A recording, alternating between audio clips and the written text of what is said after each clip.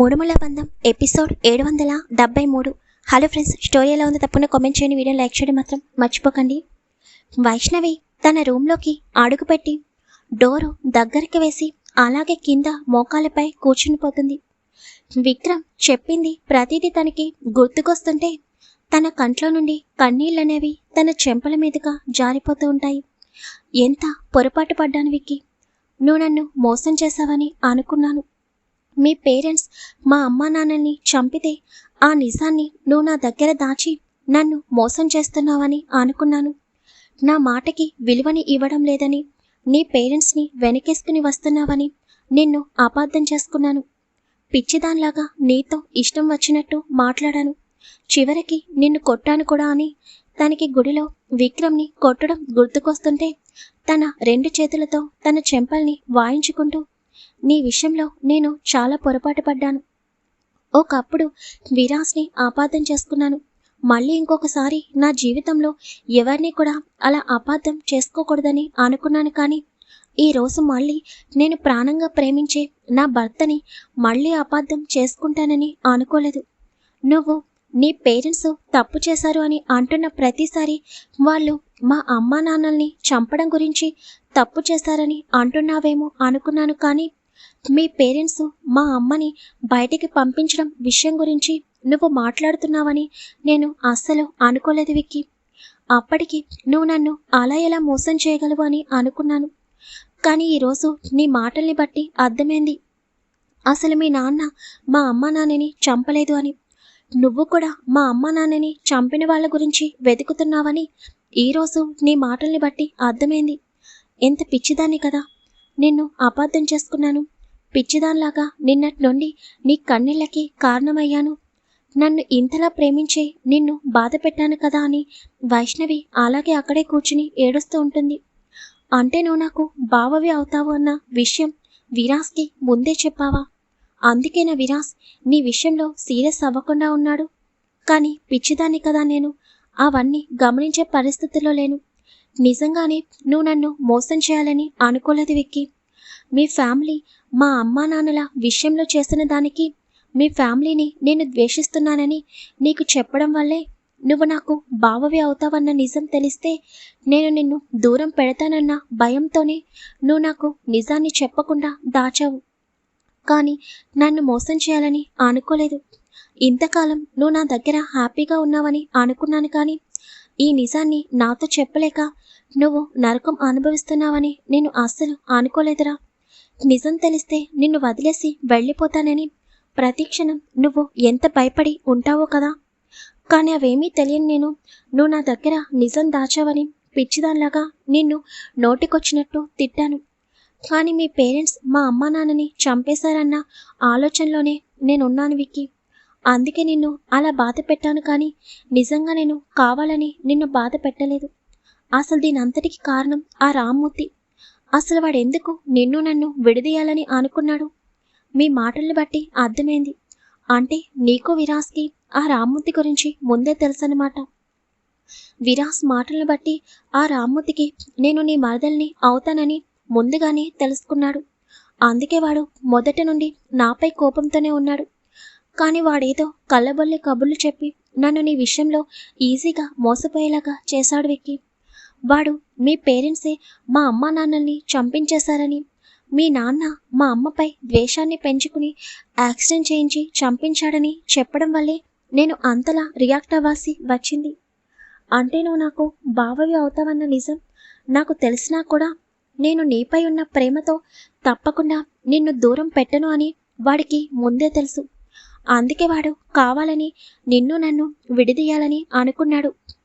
మీ కుటుంబం నుండి నన్ను విడదీసి నిన్ను బాధ పెట్టాలని అనుకున్నాడు. అందులోనూ మా అమ్మపై ఇప్పటికే చాలా కోపంతో ఉన్నాడు. నన్ను బాధ పెడితే వాడి పగ కూడా తీరుతుంది కాబట్టి వాడు కావాలని ఇంత ప్లాన్ వేసి నిన్ను నన్ను దూరం చేశాడు. ఎక్కడ నీ విషయంలో నేను కరిగిపోతానేమోనని, ఆ విషయం నీకు కూడా తెలుసని, మీ పేరెంట్స్ మా అమ్మా నాన్నని చంపడం వల్లే నువ్వు నన్ను పెళ్లి చేసుకున్నావని కావాలని అంతా క్రియేట్ చేశాడు. వాడిని అస్సలు వదిలిపెట్టను విక్కీ. ఈ 2 రోజులు నువ్వు నేను ఎంత నరకం అనుభవించామో నేను కళ్ళారా చూశాను. తప్పకుండా వాడికి తగిన శిక్ష పడేలాగా చేస్తాను. అంటే నువ్వు లేని టైంలో కావాలని వాడు నా దగ్గరికి వచ్చి పక్కా ప్రూఫ్స్తో నిన్ను నన్ను విడదీయాలని అనుకున్నాడు. అంటే ఆ వీడియోలో మావయ్య మాట్లాడింది కూడా వాడే ఎడిటింగ్ చేస్తుంటాడు. ఆ బాధలో నేను ఆ వీడియోని సరిగ్గా గమనించలేదు. నాకు అనుమానం వస్తుందని కావాలనే వాడు ఆ వీడియోని ఎవరితోనైనా చెక్ చేయించుకోమని నాటకం ఆడాడు. నేను పిచ్చిదాన్లాగా నిజంగా మావయ్యే అమ్మా నాన్నల్ని చంపించారేమోనని అనుకున్నాను. ఈ ప్రపంచంలో ప్రతి ఒక్కరూ తప్పకుండా ఏదో ఒక సమయంలో మనకి తెలియకుండా ఒక మనిషిని అపార్థం చేసుకుంటాం. అలాగే నేను విరాస్ విషయంలో ఎలా పొరపాటు పడ్డానో అలాగే మావయ్య కూడా ఆ రోజు అమ్మ విషయంలో పొరపాటు పడి ఉంటారు. అందుకే ఆ కోపంలో అమ్మని ఇంట్లో నుండి బయటికి గెంటేశారు. కానీ మావయ్యకి నిజం తెలిసిన తర్వాత నుండి ఎంత పశ్చాత్తాపడుతున్నారో నీ మాటల్లోనే అర్థమైంది. ఇంకా మా అమ్మ విషయంలో చేసింది తప్పు. కానీ మీ అమ్మ మాటల్లో అర్థమైంది తన అన్నయ్యని పెళ్లి చేసుకోకుండా వెళ్ళిపోయినందుకు మా అమ్మపై కోపాన్ని పెంచుకుంది. కానీ అమ్మని ఏమీ చేయాలని ఎప్పుడూ అనుకోలేదు. నిజానికి నేను ఆ ఇంటికి కోడలుగా వచ్చిన దగ్గర నుండి నాతో కోపంగా మాట్లాడేదే కానీ ఏ రోజు కూడా నాకు హాని చేయాలని చూడలేదు. నిన్ను నన్ను విడదీయాలని అనుకుంది. ఎందుకంటే నేను వాళ్ళ ఆడపడుచు కూతురని. మా అమ్మపై కోపంతో నిన్ను నన్ను దూరం చేయాలని అనుకుంది. కానీ నన్ను చంపాలని ఎప్పుడూ అనుకోలేదు. తర్వాత నెమ్మదిగా తను నిజం తెలుసుకుని నువ్వు నేను సంతోషంగా ఉండాలని ఇప్పుడు కోరుకుంటుంది. పశ్చాత్తాపానికి మించిన శిక్ష ఇంకేముంటుంది విక్కీ? నేను విరాస్ విషయంలో పొరపాటు పడినప్పుడు విరాస్ని క్షమించమని అడిగినప్పుడు తను నన్ను క్షమించినప్పుడు అప్పుడు ఎంత హ్యాపీగా ఫీల్ అయ్యానో ఇప్పుడు మావయ్య కూడా అదే పరిస్థితిలో ఉన్నారు. తప్పకుండా మావయ్య చేసింది నేను క్షమించకపోతే ఇంకా నేను తప్పు చేసిన దాన్ని అవుతాను. నాకు ఎవరిపైనా కోపం లేదు విక్కీ. ఒకప్పుడు నాకు నిజం తెలియక మా అమ్మ కుటుంబం ఇంత మంచిగా ఉంటుందని తెలియక నేను అందరిపై ద్వేషాన్ని పెంచుకుంటూ వచ్చాను. కానీ మా అమ్మని ప్రాణంగా ప్రేమించే అన్నయ్య ఉన్నాడని నేను అనుకోలేదు. అమ్మని ప్రతి క్షణం గుర్తు తెచ్చుకుంటూ అమ్మ కోసం ఇంతకాలం ఎదురు చూస్తూ తన అన్నయ్య ఎంత క్షోభని అనుభవించి ఉంటాడు కదా. చివరికి అమ్మ నాన్న చనిపోయారని తెలిసిన తర్వాత మావయ్య ఎంత బాధని అనుభవించుంటారు. అలాగే మావయ్య అత్తయ్యకి ఎప్పటినుంచో శిక్షని వేసేశారు.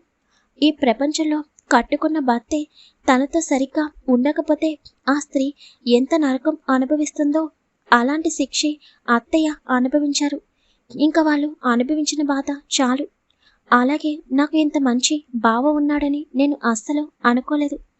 నిజంగా ఆ రామ్మూర్తి కనుక మన మధ్య ఈ చిచ్చు పెట్టకపోయి ఉంటే కనుక నువ్వు నాకు బావవి అవుతావని చెబితే మొదట నేను నీపై కొన్ని గంటలు కోపంగా ఉండేదానినేమో. తర్వాత నీపై ఉన్న ప్రేమకి నువ్వు నాపై చూపించిన ప్రేమకి నేను ఎప్పుడో కరిగిపోయేదానిని. విక్కీ, ఇదంతా నా పొరపాటేరా. నేనే నిన్ను అపార్థం చేసుకుని బాధ పెట్టాను కదా. ఐఎమ్ సారీరా అని వైష్ణవి అలాగే ఏడుస్తూ కూర్చుంటుంది. వైష్ణవి విక్రమ్ తన దగ్గర భావాన్ని దాచాడని బాధపడలేదు. రామ్మూర్తి విక్రమ్ పేరెంట్సే వైష్ణవి పేరెంట్స్ని చంపడానికి కారణమని తెలియడం వల్లనే వైష్ణవి విక్రమ్పై సీరియస్ అయ్యింది. సో వైష్ణవి తప్పు కూడా లేదు. స్టోరీ అంతా తప్పకుండా కామెంట్ చేయండి. వీడియో లైక్ చేయడం మాత్రం మర్చిపోకండి. Thank you very much.